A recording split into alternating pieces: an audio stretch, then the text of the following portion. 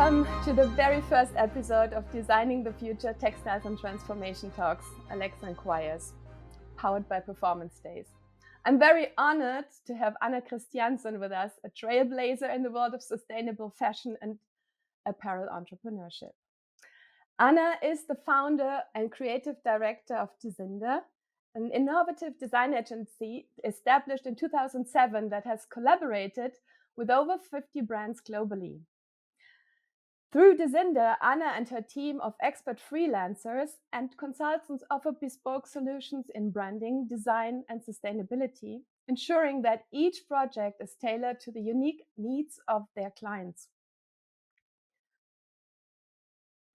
With over 20 years of experience, Ana has designed award-winning products for major international brands such as Harklöf, Salomon, Peak Performance, and Helly Hansen. Her journey from a former national athlete to a leading figure in sustainable fashion is truly inspiring. She co-founded the online educational platform Apparel Entrepreneurship, authored a book on the subject, and co-hosts the Apparel Entrepreneurship podcast, providing invaluable insights and resources to building apparel entrepreneurs. With her husband Klaas, she just launched Porsche, sustainable fashion business software. It's the platform solution for running and scaling a sustainable fashion business. Porsche is a cloud solution that helps SME brands create responsible products through proven industry processes, optimized workflows, sustainable frameworks, project and product management, PLM, traceability, including digital product passport and customer feedback, leading brands into circularity. Ana Kristiansson's work reflects her commitment to sustainability in the fashion industry, making her a key influencer and a thought leader in this space. Join us as we delve into her extensive experience and visionary approach to creating a more future responsible and impactful fashion industry. Welcome, Ana. Thank you so much. So my vision is your vision. So my first question is, what is the vision for sustainability? Ana, your work has significantly contributed to the promotion of sustainability within the fashion industry. As we look towards 2040, what is your vision for a fully sustainable textile industry? And what key steps do you believe are essential to achieving this vision? First of all, I'm extremely honored to be on first your podcast. This is amazing. Congratulations. You and I have had amazing conversations off screen. Whenever we meet, we can't stop talking. So I'm super excited for today's talk. To answer your question, first of all, sustainability is so vastly used, right? Everybody's talking, all the brands and their grandmothers are using sustainability as a slap on. Of course, there are brands out there that truly are sustainable, but a lot of the brands are not, which we know. There's a lot of greenwashing, there's a lot of shady things happening, there's a lot of pumping out thousands and millions of product every year without any people actually buying them. We know 30% of the products created are actually never sold. So first of all, I would say accountability. I would want to go from sustainability and circularity to actually talk about accountability. To actually have brands be fully accountable for everything they do. And we mentioned circularity, so accountability. We want them to have responsibility for the product from its inception, birthing the product, selling the product, where it now mostly the responsibility stops from a brand perspective. They sell the product, and then the customer's off, they're happy, and the companies are like, yeah, now we don't care what's going on with the product afterwards. But I would love to see brands taking full responsibility and accountability for what happens with the product until the end of its life. Of course, this is included in all the new solutions that we're seeing, the resale platforms, the repairability, all the rental subscriptions. So there's different models now that brands can adapt, because we're still talking about businesses that want to have good revenues. And of course, if you don't sell more, then where should the money come from? But the money could eventually come from the added business models as the resell, the rental, the subscription models, which we see a lot of other brands implementing and doing really well. We know a brand that actually now earns more money with their repair solution than from them actually selling the product. So the tools exist, the systems are there. It's just the businesses need to adapt to the reality and change their mentality and their operations from pumping out thousands of products and literally not caring what happens afterwards to actually the entire life cycle. And then I would also want to see more brands working with their suppliers, their supply chain, to see that more as partnerships, because we work really close with through Desinder.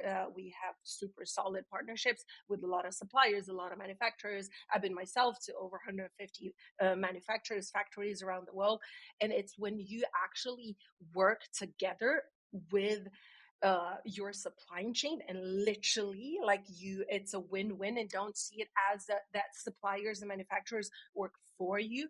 You work with them, you work together as an entity. It's like half and half become one part because they help you create the product. And if you are doing, if you offer your end consumers really good products, of course that's a win-win later on for your suppliers and your manufacturers. And then I think one really big thing that's going to hopefully have, I'm very positive about this, is the new legislation that's coming. We know the digital product passport, we know the eco design legislation. I think that's going to be really, really good later on. In the beginning, I'm afraid it's going to negatively affect a lot of small businesses because they don't have the muscles, they don't have the bandwidth, the people, they don't have the sustainability managers that can, have their entire days dedicated to looking at implementing these changes. But I'm at the same time, if legislation is not happening, then we're still going to continue doing what we do, which is not good because this is why we're having this conversation, you and I. So I think down the line, in a couple of years, I think that's going to be really, really good and have a really good impact. At the moment, I think in the beginning, I think it's going to be a little until we find our feet in this industry. But the intent is really good. So accountability, partnerships, and the new legislation, I think that's the vision I want to have. That's what I would want to see happen very soon. Yeah. That's a beautiful answer. Thank you. And I think what you also mentioned that is important to maybe repeat again is like that we all take over full responsibility. Yeah. Thank you for that answer. Yeah. It's not only up to, of course, it starts with the leadership, but I think if every person that works as an employer, as even as a customer, if every single person somehow takes their responsibility and raising their voice, asking questions, challenging, demanding, I think then we will see some change because it's a collaborative effort, right? It's not going to happen by one person, one company. It's going to happen if everybody's working together in a collaborative effort. And again, the end consumer is a huge part of it. It's not only up to the brands, it's not only up to legislation to fix it, or to the CEO of the company, or to a designer, or to a product manager.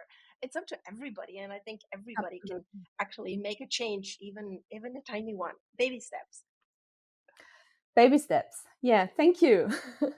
Okay, let's go to question number 2. It's about the challenges and the adaptation in this world. So the textile industry faces numerous challenges, from climate change to the integration of artificial intelligence.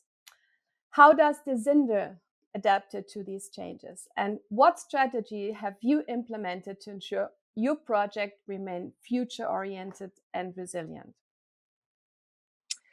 First of all, we're really selective with who we work with. Of course, we could work with all the brands that approach us, but we're very selective with what brands we onboard.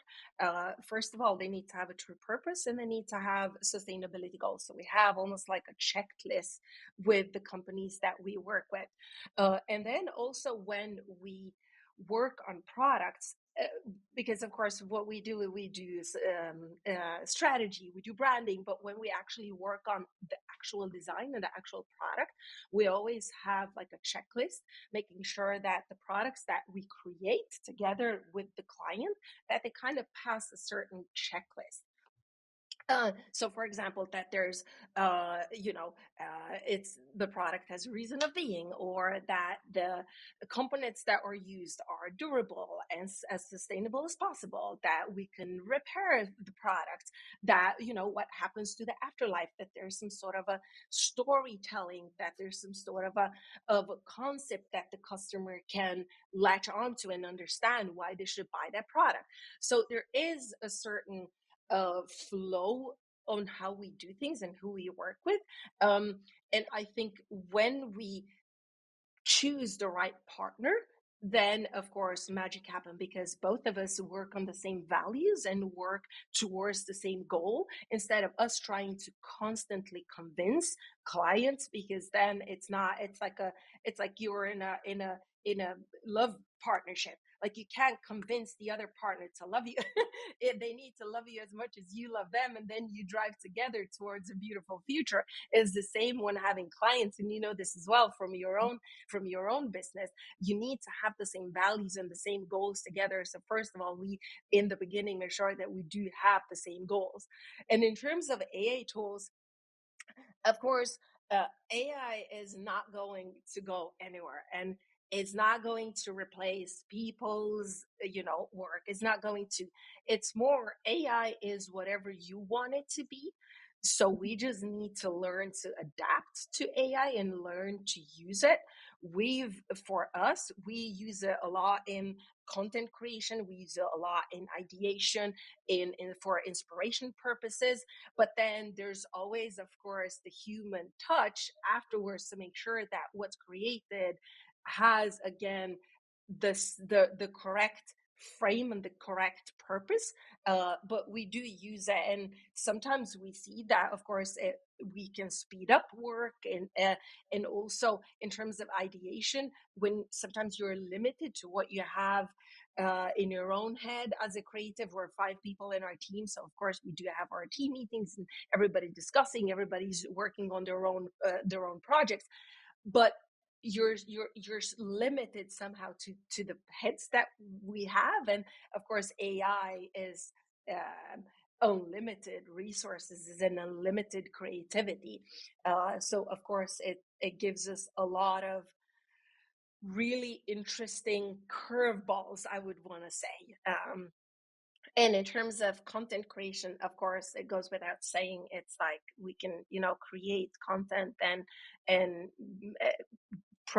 insert systems in no time.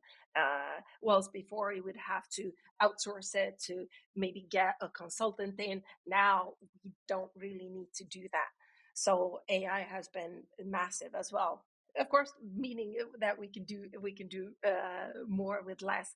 And in Porsche, of course, parts of Porsche, we've also integrated AI to make sure that the clients can again speed up their work, because this is where we're seeing the fashion world is going. It moves faster and faster and faster.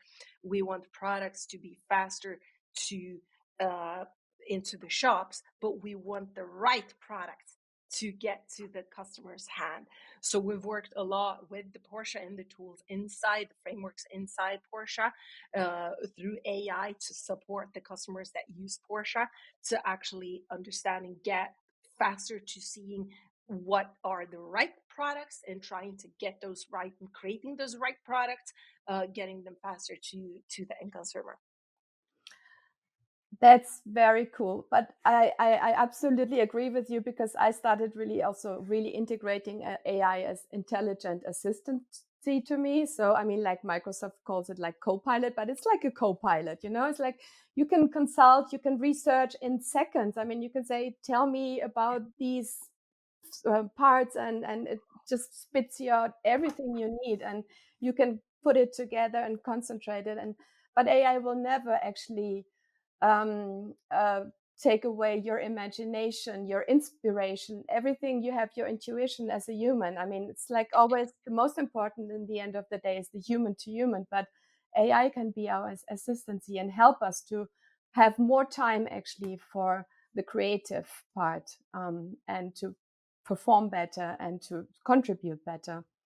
So What we've not I shouldn't say unfortunate. I see one challenge that we've seen is that we actually are the limiting aspect in using the AI, because it's like when internet came, like you had to learn how to Google. Now you have to learn how to prompt, you have yeah. to learn how to expand and how to ask the question without limiting yourself. And then of course by asking the question already you're limiting yourself and setting the prompt. So it's a relearning process which is extremely fascinating. And also when we in conversations, because my partner and I, you mentioned Klaus, my partner and I, we're business partners, but also we're life partners. We of course we spar with each other constantly, because I mean we live with each other 24/7. So the conversation go, and we realize that how the prompting and the relearning to use AI has actually affected the way we think in the everyday life and in coming up with business solutions just by your own brain. So it's extremely fascinating. No, it's super. And because it also teaches us to ask the right questions to get the right answers, you know? So that's the prompting. Learn Yeah, to ask the right yeah, questions, then you get the good answers. yeah. Fantastic, Anna. So let's go to number 3 about human capital and leadership. Leadership and human capital are so crucial to driving transformation within the industry. And how do you cultivate strong leadership and motivate a team at Desinder? And what advice would you give to other leaders in the textile industry to foster similar success? First of all, I think it starts with leading by example. You have to kind of like walk the talk, and actually get your hands dirty, and set yourself in the mind of your team in how you support them and how you communicate with them. So communication is extremely important in our operations, together with our clients, of course, but in our team. I would say we over communicate, because if your team members don't know what to expect, don't know what you want, then how do you expect them to give you what you think you want? It just doesn't make sense. So communication and openness, and again, like hierarchy, we don't have hierarchy in our company. We're just team members that do different things, that support each other, that are it's we see ourselves as, because I'm a former pro athlete, so we see ourselves as a team and not as a family, for example, or but more as a sports team. Like every single person does their role and they need to do their role at a level, because if that person doesn't do its role at an A level, then the rest of the team suffers.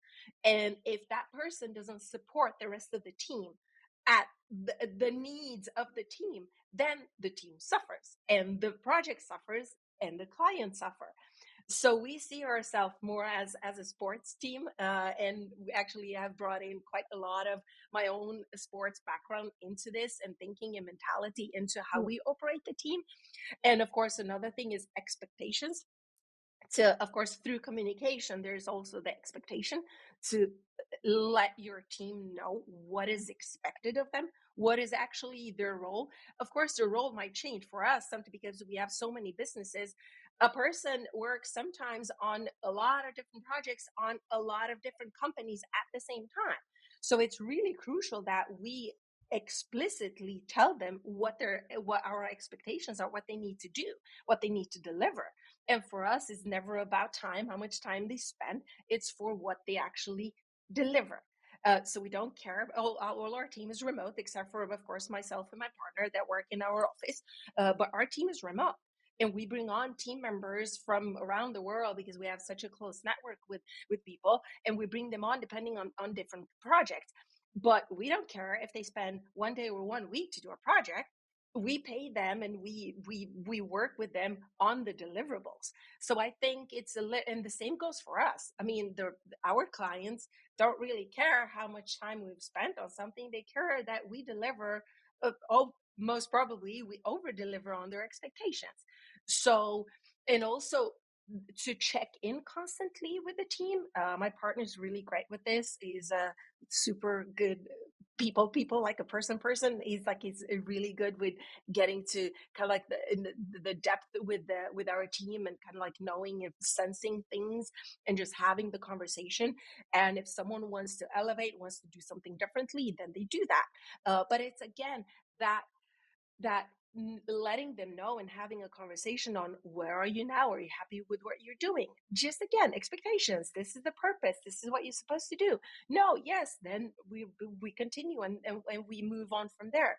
So I think again, it's kind of like what we discussed in the beginning, the accountability and the responsibility. It's kind of like the same. It's a value that we have in general. So I think that's constantly coming back. And in terms of giving advice, I think I would say it's the same thing, just making sure that you communicate clearly, that you set Mhm. expectations, that you make sure that the people have responsibility, and Mhm. everybody knows what the responsibilities are, because there's a lot of times where it's like, oh, it's not on my desk. Like, at our company, we never say that. Like, it's not on my desk. What does that mean? If something needs to get done, Mhm. everybody gets in and does the work that needs to get done. There's no like, I'm too fancy to do. Like, sometimes I jump in and help and do tech backs. I've done hundreds of thousands of tech packs. And in my 25 plus year career, of course, doing tech packs is not really what I do best now. I've done them, but if I have to, then I do that.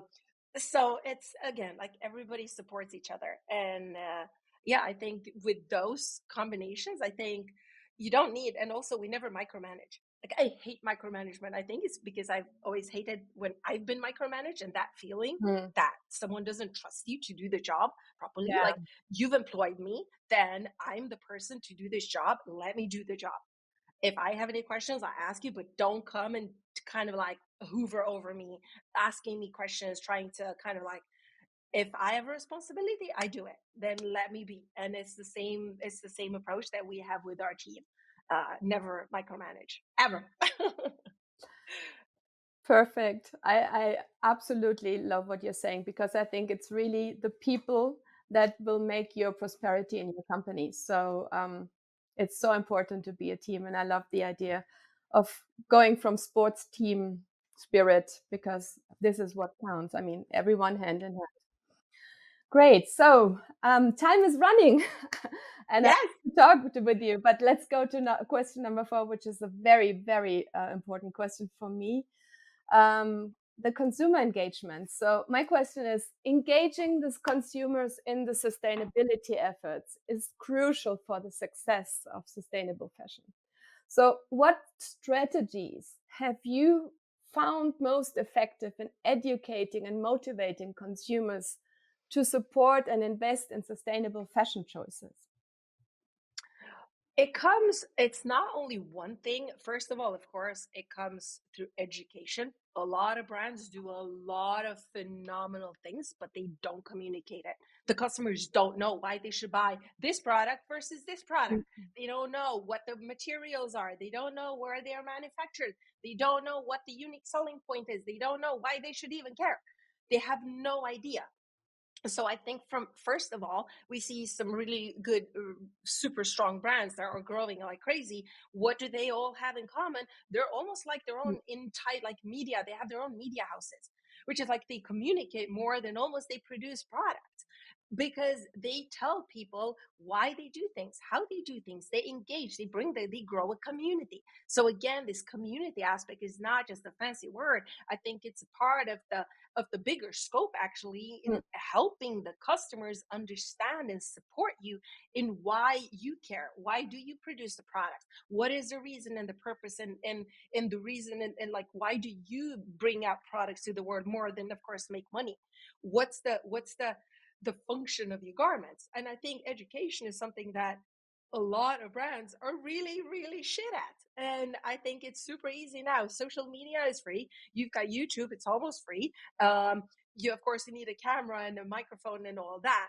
But most of the thing are free. It's just that we need, again, like, it's a new mind shift that we need to incorporate in letting the consumers be in the brand, in the daily operations and what's going on, instead of just like, I'm a brand, here's the product, bye, ciao, good luck.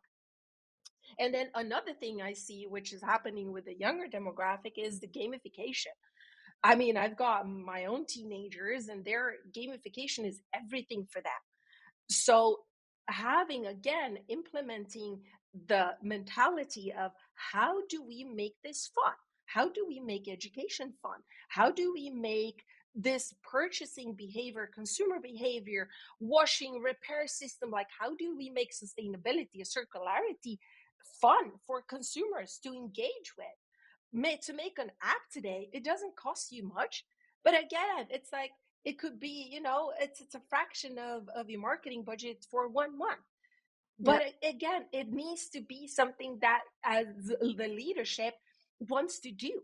And then the bigger scope, which it's actually the entire whale that drives everything, is the branding. A lot of brands are freaking confused. They don't know what their values are. They don't know why they're, exist, the purpose. They don't know their unique selling points. Some, we ask in our meetings, like, so who's your customer? They have no idea.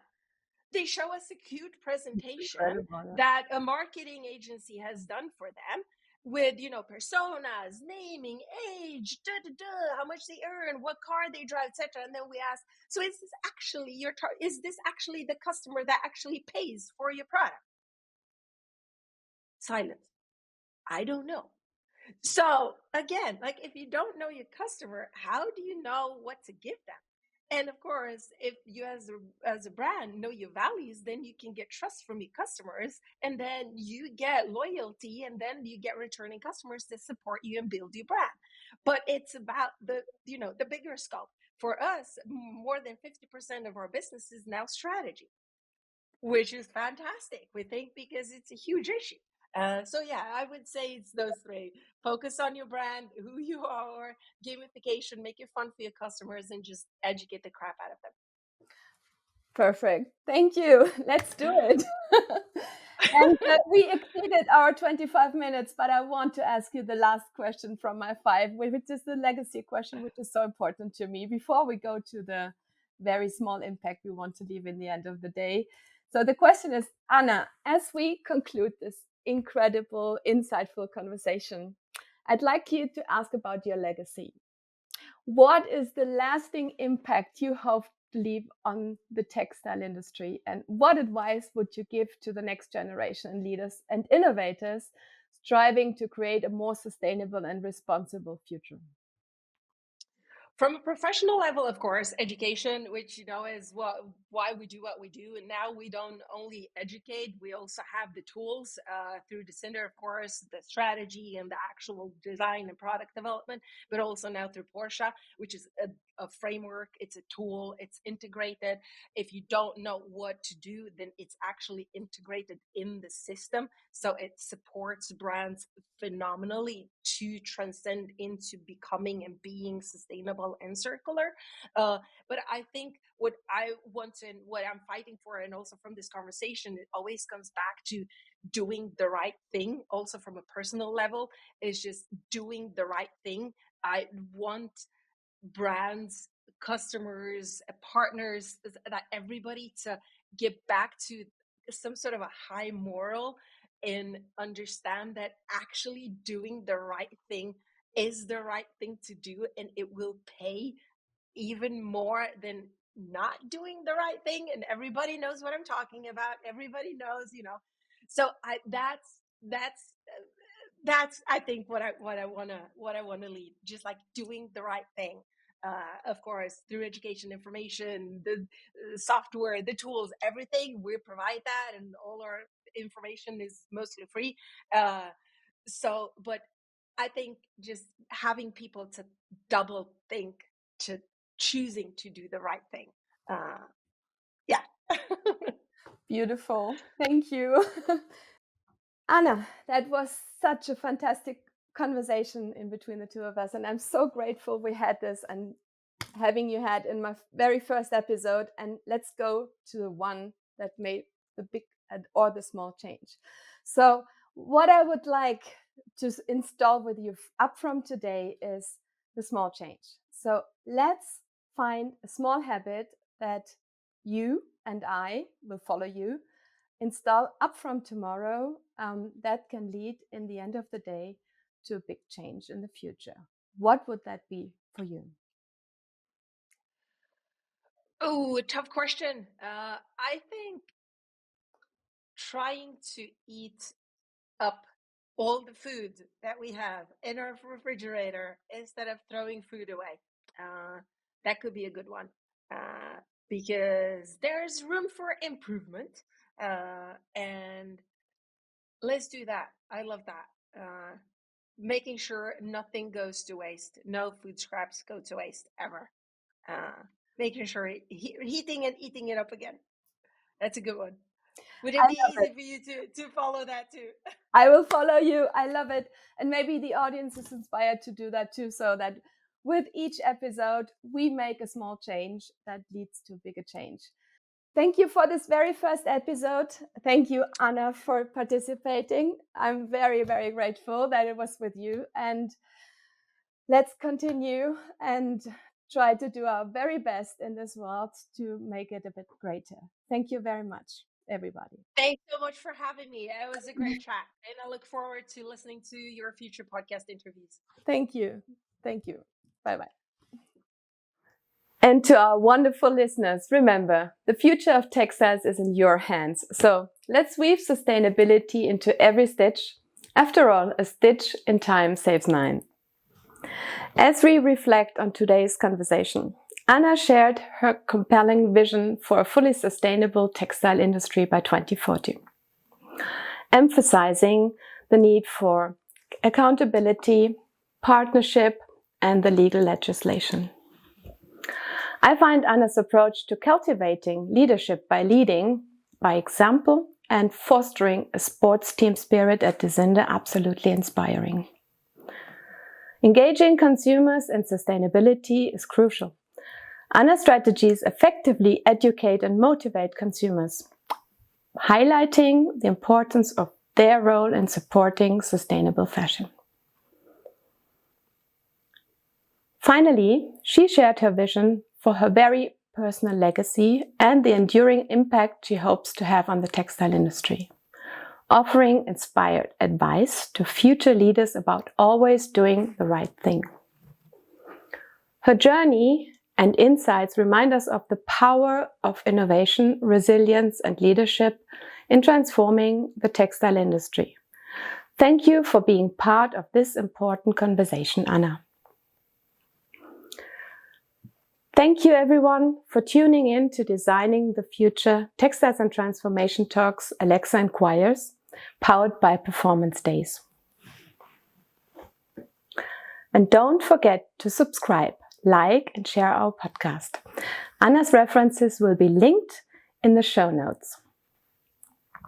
Feeling inspired by Anna's first small change? Start today by using all your groceries and avoiding food waste at home. Small changes like these can make a big difference. Now let's roll up our sleeves and design a future where sustainability and innovation go hand in hand, because who says saving the planet can't be stylish? Stay tuned for our next episode in early September, where we dive even deeper into the world of future responsibility. Join in on the conversation. You can find us on all major platforms. Bye for now.